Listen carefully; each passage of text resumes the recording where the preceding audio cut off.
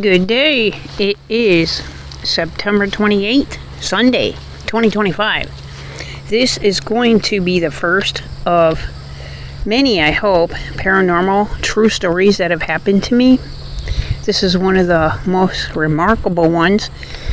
Every year around Halloween, if you guys aren't familiar, I do these stories, which are real. I've had this paranormal things of all sorts follow me most of my life for decades. And this is one of the ones that stand out, and I want to share it with you. Now, I'm going to caution that this story isn't for children, so that's just a kind of a warning, or if you are faint of heart and don't like hearing about these things, so there's your warning. Okay, let's get started.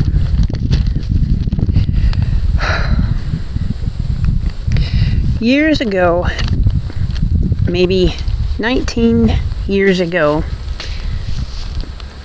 19 years ago, my ex and I moved from Oklahoma to Fort Smith, Arkansas. We were renting a house in the next town, Van Buren, which is filled with all kinds of historic significance. And we lived in a house that was like almost 200 years old, we had heard. But anyway, one day we were driving around Fort Smith and we found a old Victorian, a four-square Victorian, empty with a for sale sign. We bought the house, but it needed work. So in the meantime, it was, dirt cheap. It was livable, but it needed things. So in the meantime, we rented a house on the next street.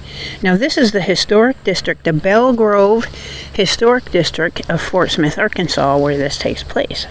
We rented a smaller old home down the road, and then we'd go back and forth working on what we called the big house for quite a while until it was livable. This smaller house was about 2 blocks down in the next road over.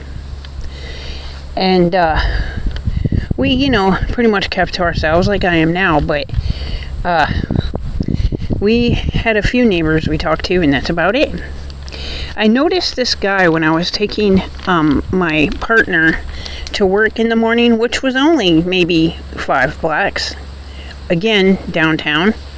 I'd drop him off to work, and then I'd come back. Well, I would notice this guy walking along the road with his lunchbox, going to work himself, didn't know where he worked, and he would always look back at me like in a real creepy way, and I got really creepy vibes from him.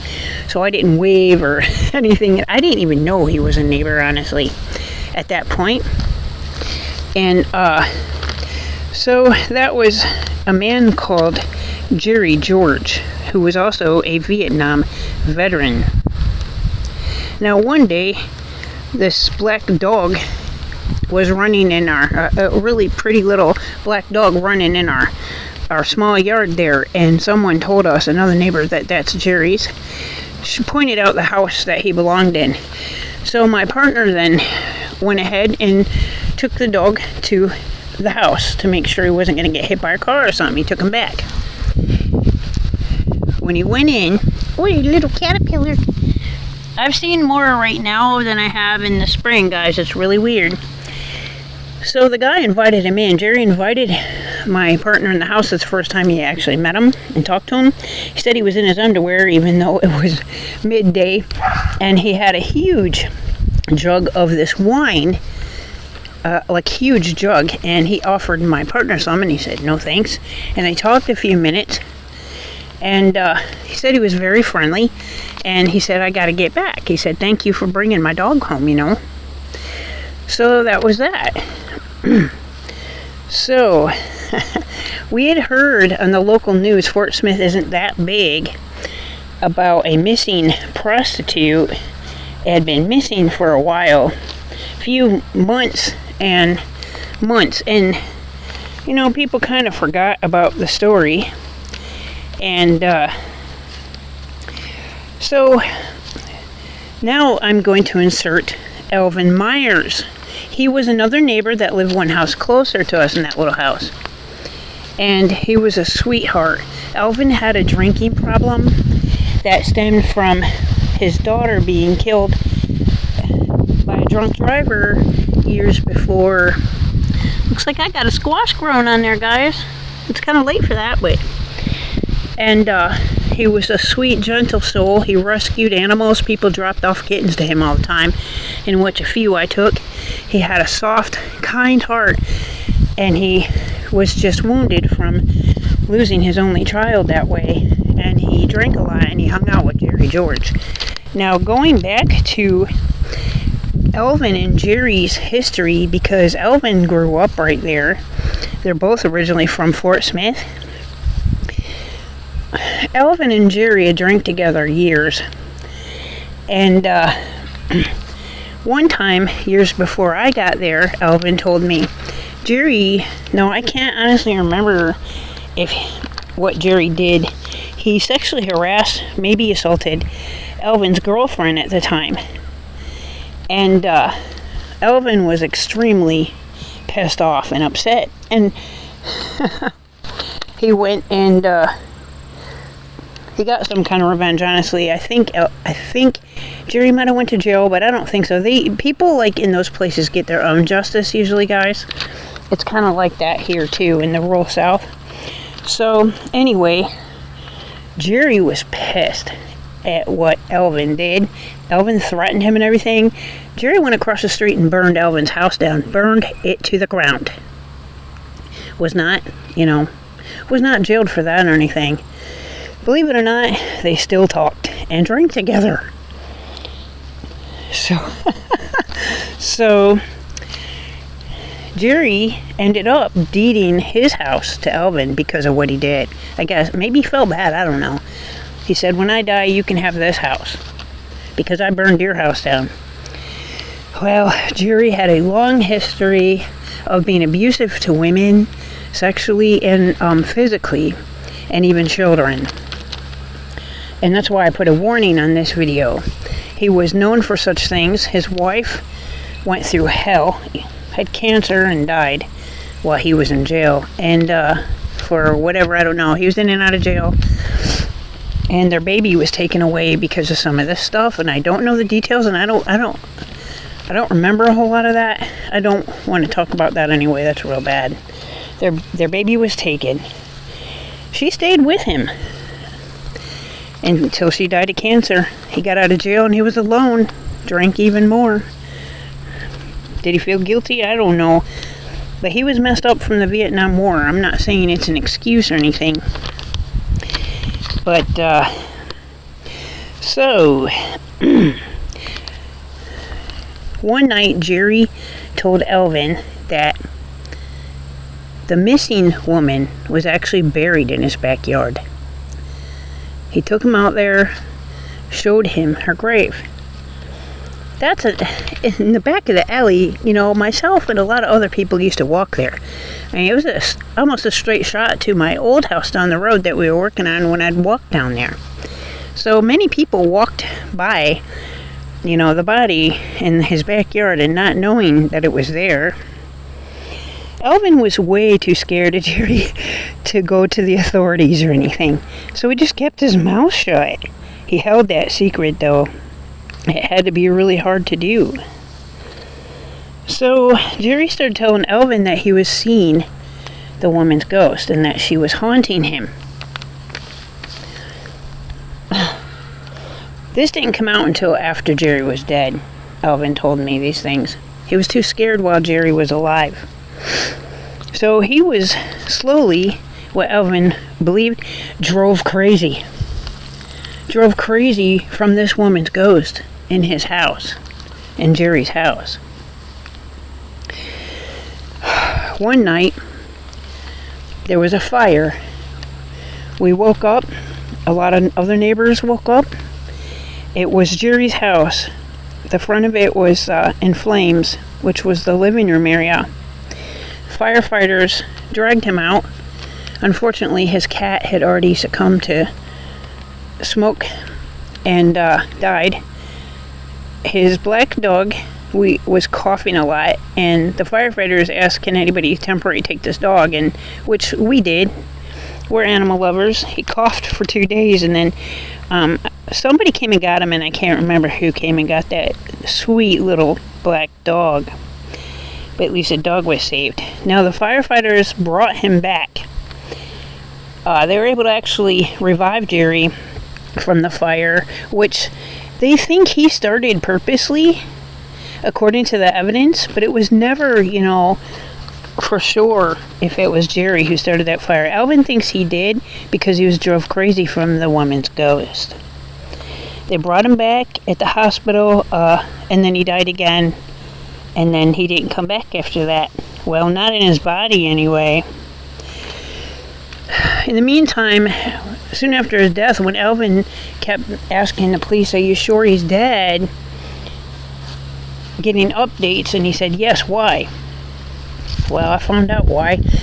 Alvin then told the police that the woman was buried in his backyard.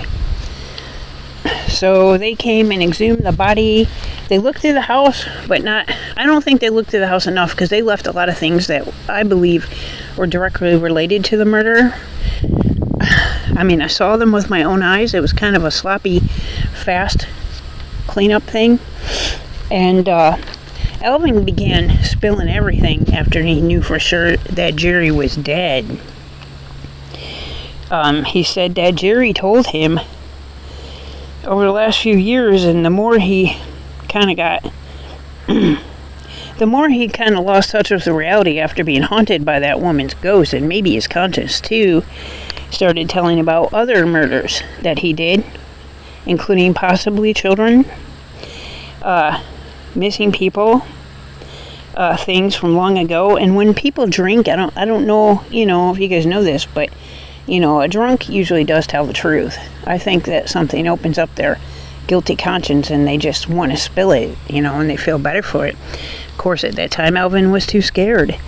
Now, we did tell the police that Alvin told us there's more bodies in a lot of places, according to what Jerry said. But the police didn't take it seriously, and that was pretty much that.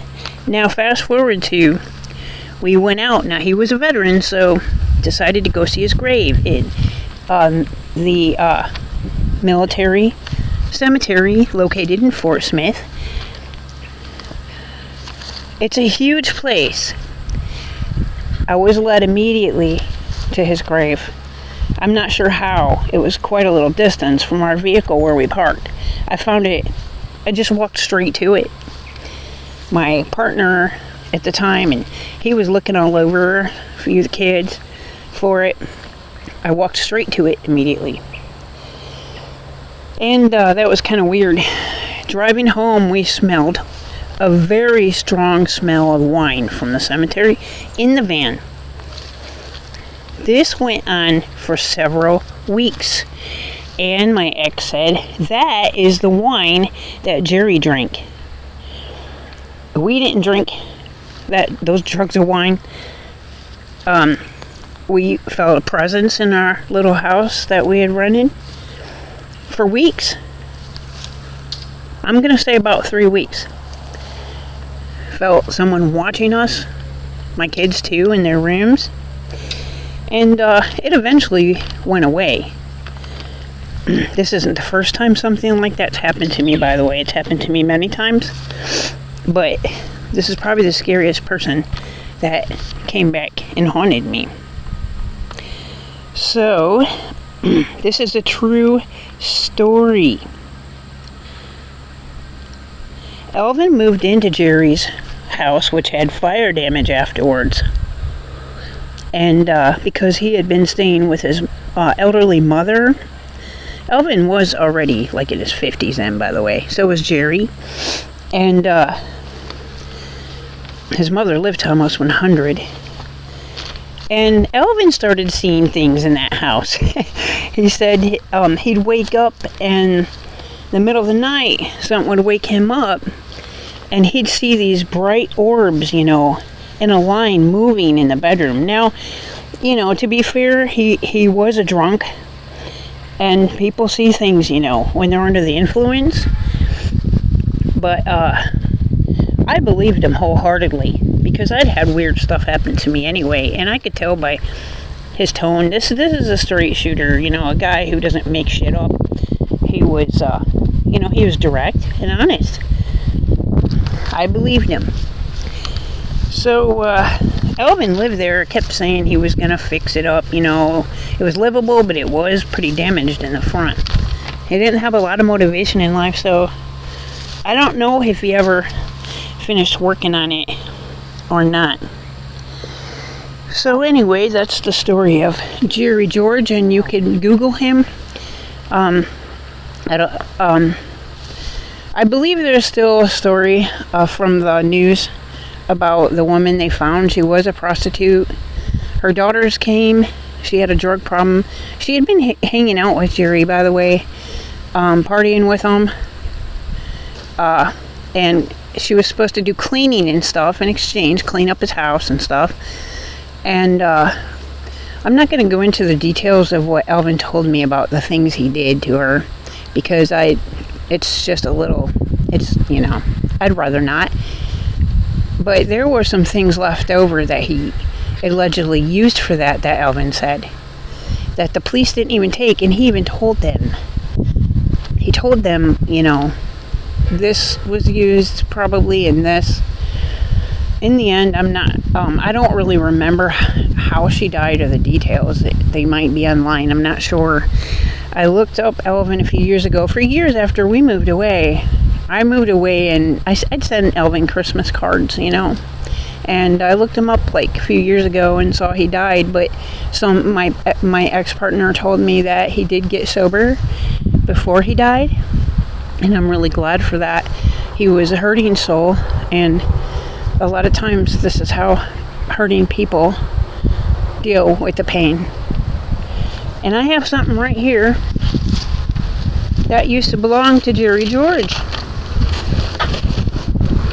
After Jerry died, Elvin, the house was full of stuff, furniture, all kinds of stuff, and he told us, it's his house now.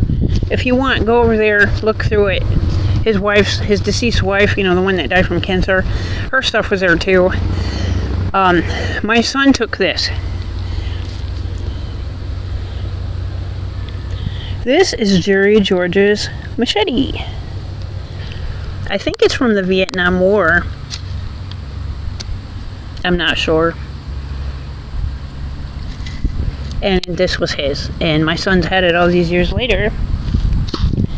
So, anyway, that's what happened. The story of Jerry George, the serial killer that I lived next to. And I think my kids played outside in that little yard sometimes. Is really scary, guys.